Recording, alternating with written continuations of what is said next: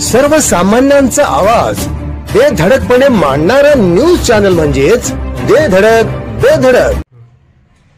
नमस्कार, बेधडक बेधडक न्यूज मध्ये आपल्या सर्वांचं स्वागत आहे.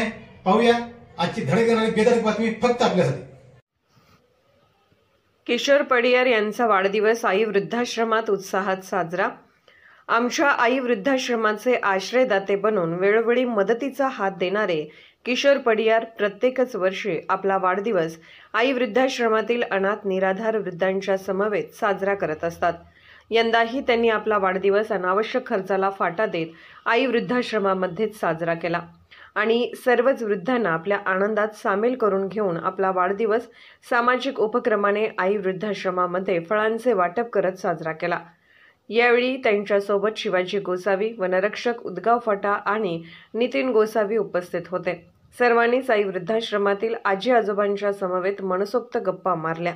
किशोर पडियार हे कवी आणि लेखक आहेत.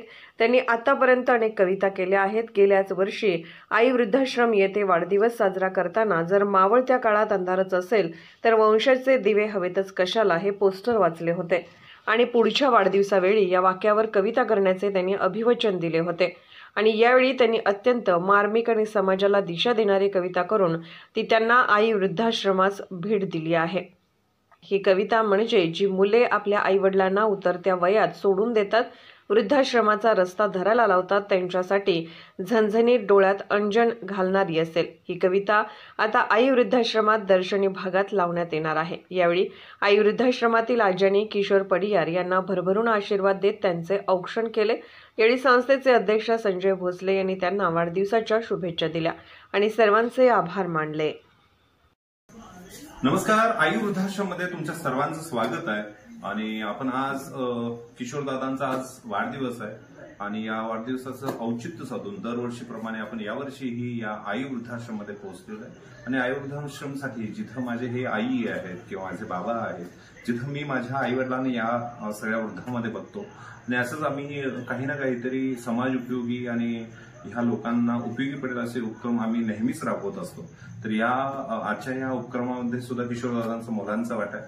तर त्यांच्यासाठी थोडंसं आम्ही खाऊ आणि ह्या सगळ्या त्यांना ज्या गोष्टी आहेत त्या गोष्टी ज्या महत्वाच्या जे वाटतात तर त्या गोष्टी आम्ही इथपर्यंत आणून सुपूर्द केलेल्या आहेत. तर या गोष्टी खूप साऱ्या असतात. तुम्हा सर्वांना विनंती आहे, जयसिंगपूरमध्ये जर असाल किंवा जयसिंगपूरच्या आसपासच्या परिसरामध्ये असाल तर नक्की तुम्ही या आई वृद्धाश्रमला एकदा भेट द्या, यातल्या वृद्ध लोकांना एकदा भेट द्या. आपले जवळचे नातेसंबंध जे आहेत ते यांच्याबरोबर एकदा शेअर करा. त्यांचे जे अनुभव आहेत ते एकदा घ्या आणि यांच्याबरोबर तुम्ही एक म्हणजे तुम्हाला आपलं पण वाटेल अशा खूप साऱ्या गोष्टी तुम्हाला ज्यावेळी तुम्ही यांच्याशी बोलाल, त्यांच्याशी संवाद साधा किंवा गप्पा गोष्टी होईल तर तुम्हाला खूप साऱ्या जवळच्या गोष्टी तुम्हाला वाटतील आणि भविष्यात आपण कसं राहायचं आपल्या वृद्ध आई बाबांसोबत किंवा वृद्ध लोकांसोबत याच्याबद्दल एक तुम्हाला नक्की जाण येईल. तर किशोरदादांचा वाढदिवस आहे, त्यांना खूप साऱ्या शुभेच्छा आणि सगळ्यात महत्वाचं वाढदिवस करणं, मोठ्याने जंग्या पार्ट्या करणं, केक कट करणं ह्या सगळ्या गोष्टीला त्यांनी फाटा देत असे हे औचित्य साधून असे खूप छान समाज उपयोगी ते छोट्या छोट्या गोष्टी करत असतात. तर त्यांचं अभिनंदन आहे आई वृद्धाश्रमच्या माध्यमाने. आणि आम्ही सर्वच आज मी किशोरदादा आणि त्याचबरोबर शिवाजी पडियार साहेब सुद्धा आज सोबत आहेत. तर या सर्व तिघं आम्ही आज इथे आहोत आणि याच्यानंतर किशोरदादा बोलते तुमच्याशी दोन शब्द.